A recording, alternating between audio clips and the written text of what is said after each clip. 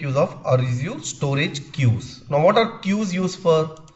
Queues are basically used for sending messages and for receiving messages. Basically, whenever we want two applications to have asynchronous communication with each other, that's where we are going to make use of the queue.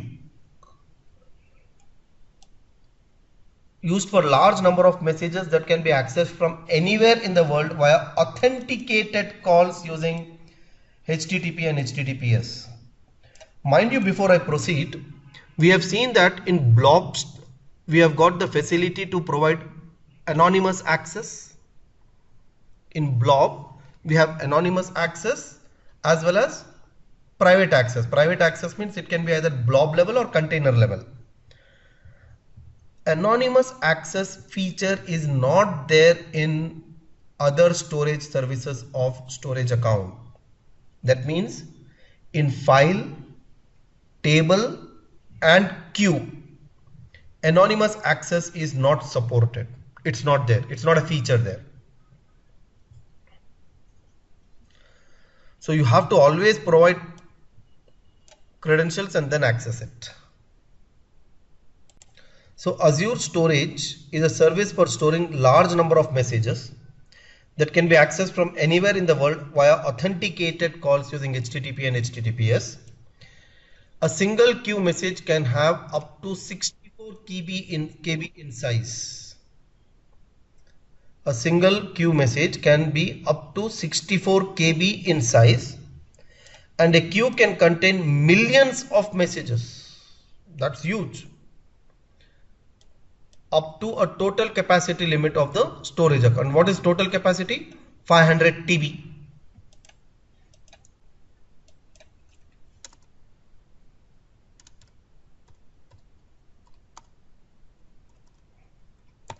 If assuming that we don't have any other type of storage service, only queues are there.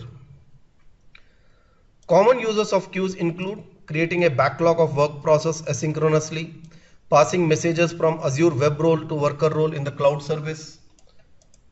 Of course, cloud service we don't use. Asynchronous communication is good enough as an example.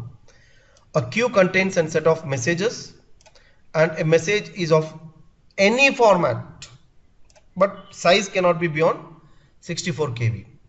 Yeah, we haven't covered yet, but later when you are referring to this handout, it would be useful. Difference between Azure queues and service bus queue. There is a separate service provided by Microsoft called as service bus. In that also there is a feature called as queue. There is feature called as queue, topic, relay. All these are features in service bus. But right now, Azure queue and service bus queue. Azure queue does not provide publish subscribe mechanism. Service bus provides that publish subscribe. Basically, publish subscribe concept is for one publisher there can be multiple subscribers. That multiple subscriber concept is not supported in case of Azure queues. We have that feature in service bus queue. Here we can have only maximum 7 days, whereas here we can configure it. How many days should the message be there in the queue without being fetched? That is configurable there. Azure queue does not provide a guaranteed first in first out delivery because of some behavior which I'll explain in service bus queue to you. Not necessary we should have first in first out here, and there is no transaction support in Azure queues. In short, this is the advanced version of this. Like I told you, instead of using table storage, I'll prefer using Cosmos DB. Cosmos DB also has table storage, but that's little expensive. At the same time, it gives you more power, faster, much faster. Similarly, here also service bus queue is an advanced version of storage queues, but little expensive when compared to storage queues. So cost and features.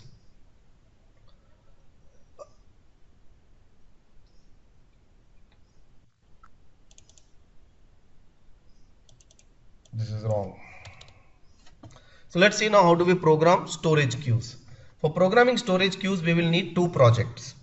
From one application, I'll keep sending messages, and the other application, I'll keep receiving messages. From one end, I'm sending, the other is receiving it. Like that, we will have to develop two applications. So one, I'll use the same application, which I already have. Just add one more class.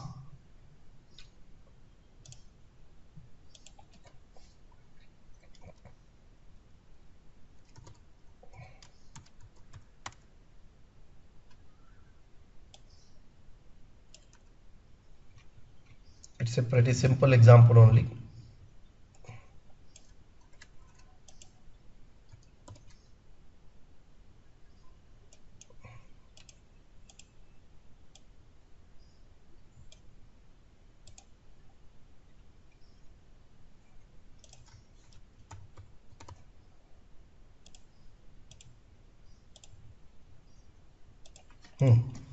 So we have queue program. Same, first get the connection string, copy this,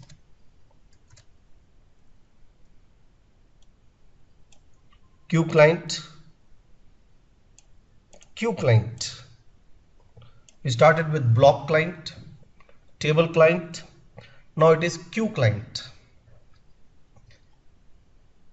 Cloud queue, queue client.queue reference,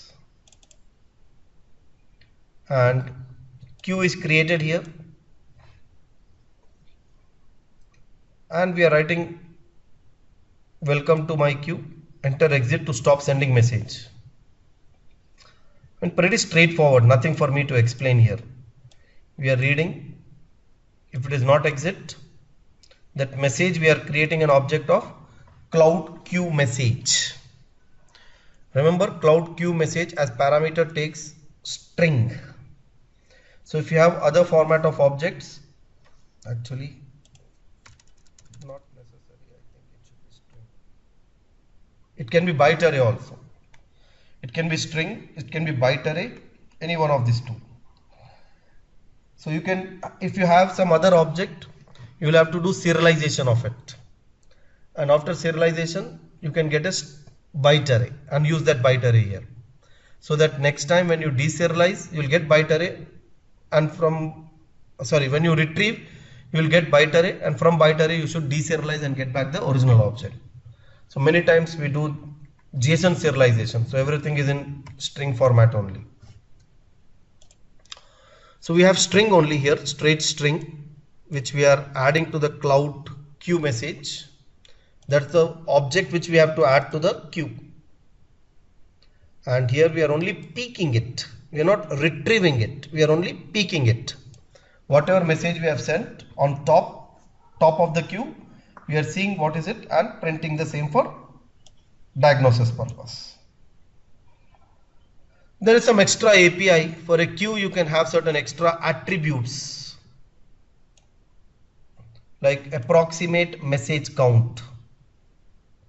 How many messages are approximate there? We can get that. Number of messages in the queue we are trying to print. Why it is approximate?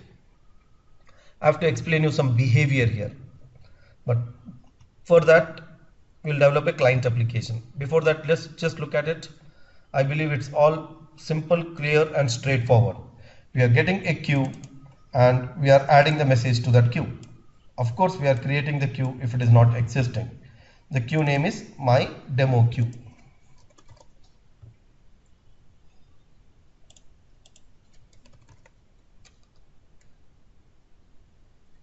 Run this.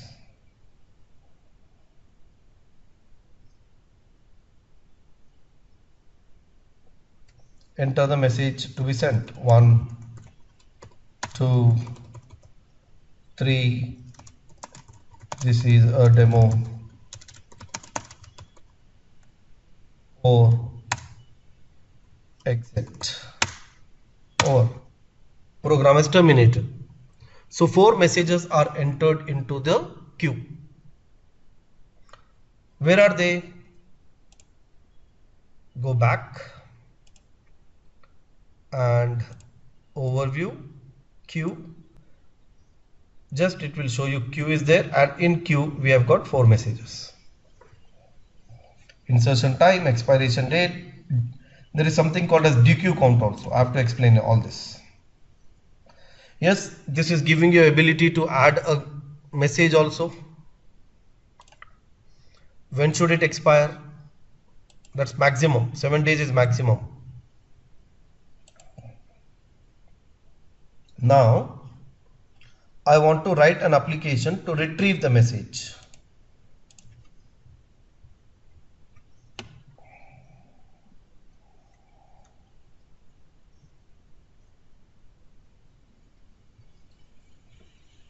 So create one more project, console application only.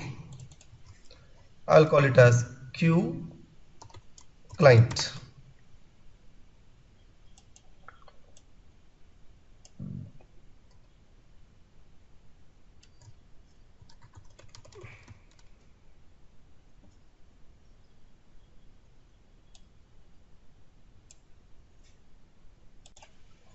So now Q client does what? The story is same. First we'll have to add the NuGet package.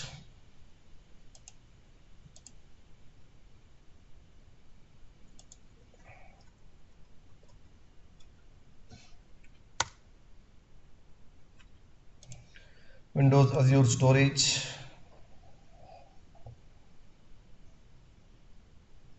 After that I'll add the reference to system.configuration.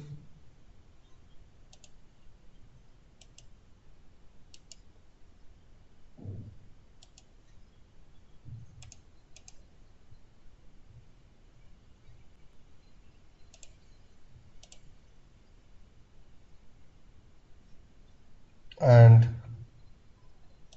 now the code. I'll copy first.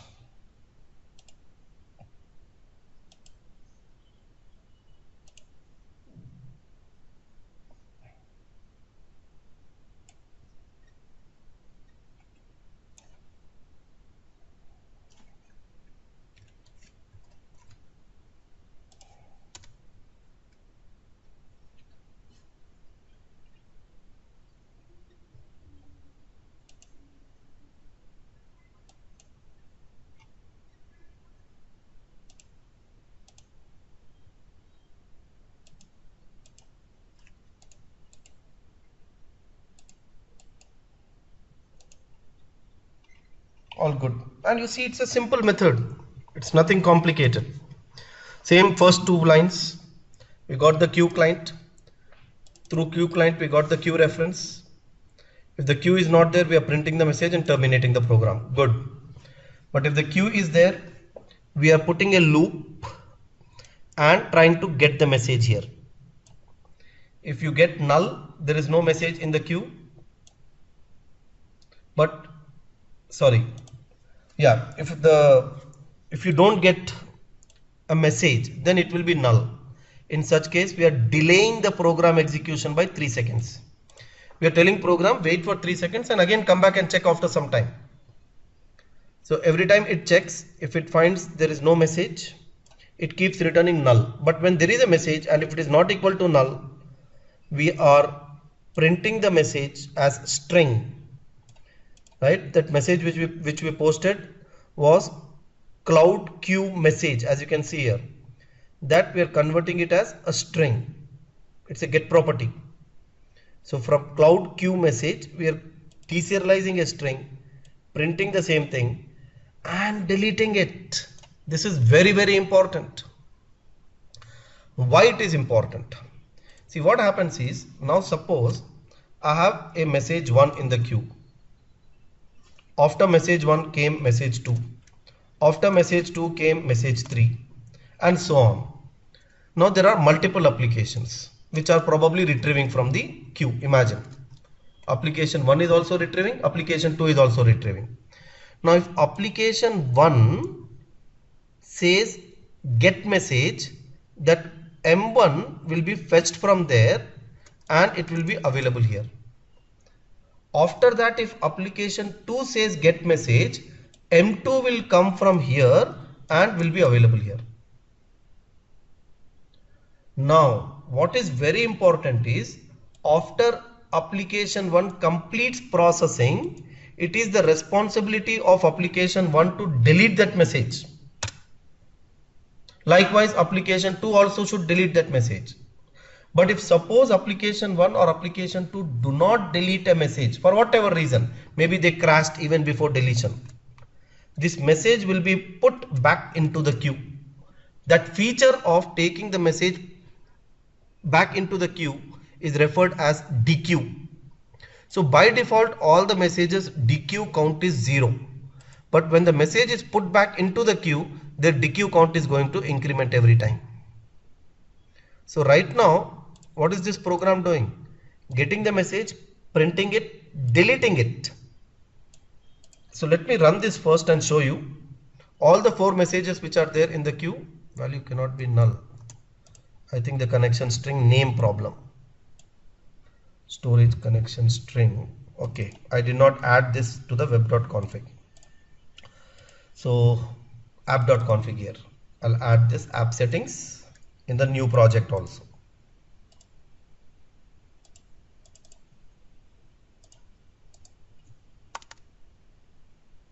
Now run this. Queue doesn't exist. Yes, the queue does not exist because I've changed the name of the queue. My demo queue I called it. 4 messages printed and it's now waiting for 3 seconds, again checking, 3 seconds, again checking, 3 seconds, again checking. Because the messages were already fetched and deleted explicitly, I'm terminating the program. You will see that this queue is empty now actually. But now I run the same program once again.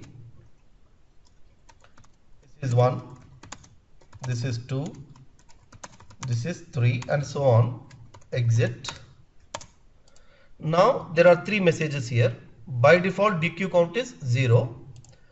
Come and run the client, but before I run, I comment this line delete queue. Delete message. We got the 3 messages, but they were not deleted. So they will be queued back. After a visibility timeout, there is a visibility timeout. After that visibility timeout, the message is put back into the queue. Then again, when I say get message, again it will be retrieved and it will show that message again to us. We'll just wait for some time. In the meantime, I'll go there and add a message, visibility timeout. Not here. Refresh. No messages right now, but they'll come back. See, 1, 2, 3, they have come back. So within that 3 minutes gap, if I fetch 3 seconds, it will not show messages. Dequeue count will be more in that 3 minutes gap. See, dequeue count is 2, gone. Because this delay is very small, we are not able to see for a long time. But dequeue count is incrementing every time the message is put back into the queue. Now, why this behavior? Now, what is expected is whenever we are fetching a message, our application should be able to successfully process it. And after successfully processing it, it should explicitly delete it. But if it is not able to successfully process it, the message should go back into the queue so that maybe some other application can process it. Maybe this application has crashed and could not continue. So message remains unprocessed or partially processed. So we would want another instance of the application to at least process the message completely. This is the behavior for the reason that we do not have a transaction facility in Azure storage queues. Azure storage queues don't have transaction facility. So it is the only behavior we have. Every time the message is not deleted explicitly, it is put back into the queue. That's very, very, very important. So here you see in cloud message, we have a property, next visible time. That next visible time is when is the message after retrieving becomes visible again. That's what is next visible time. So in case you want, you can set that value, next visible time, to something more appropriate. And one more thing, every time we say get message, I'll go to the client application. Just you should note this. Every time we say get message, here we have got cloud queue message. Actually, we get a pop receipt. In this message, we should have something like pop receipt. The message has been popped, and the same pop receipt is actually used for deleting the message here. The pop receipt, which is returned by get message, is an object of cloud queue message. It's all encapsulated, but that is what is used here in delete message at the time of deleting it. And get message is overloaded, where you can specify the time, visibility timeout. There are some queue options, operation context options, which you may want to read from documentation. But what is visibility timeout?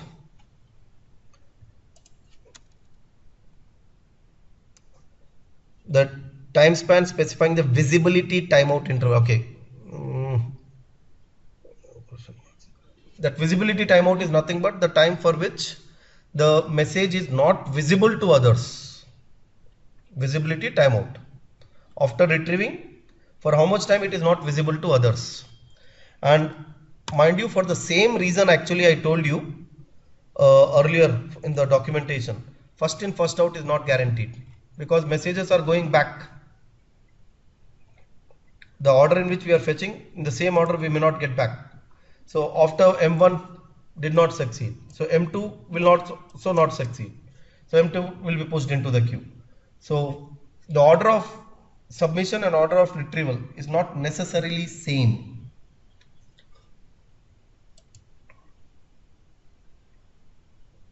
And finally, here I have used get message, but in case you want, you can use get messages, where you will get an enumerable of queue and specify how many messages you want to retrieve. That is the advantage. The other parameters are same as get message. Get messages advantages, we can specify 5 messages, 10 messages, like that. At a time we can specify more number of messages. And finally, just these points: DQ count, not visible to others for the visibility timeout period. Its DQ count is incremented every time, and so on. These are all important interview questions. You must remember them. So what is the advantage of queues? Queues are for asynchronous communication, where we are posting the message and we are retrieving the message. Of course, every message explicitly received must be explicitly deleted from top of the queue. If not, it will be put back into the queue with DQ count incremented, and hence the other application might process it. Yeah, the other application can say DQ count is not 0, somebody else has already touched it, I am not interested in this particular message. You can always do that kind of logic based on your requirement. That feature should be very clear to you before you start using queue in your applications. And lots of applications now, especially in modern scalable applications, we would want to make use of queues, because we can offload the task of the main application to the background application. Instead of main application doing everything, we can let the background application perform the task because of the queue. For example, we can have an Azure web application doing the main processing, and we can have something like Azure web job or Azure functions, which are probably operating on that queue where the messages are put by the primary application. So the task which is done by web jobs or functions, that time can be saved from the primary application. Overall, it becomes more scalable and looks faster for the end user. So these kind of applications where we want tasks to be divided, we can make use of the queues very effectively.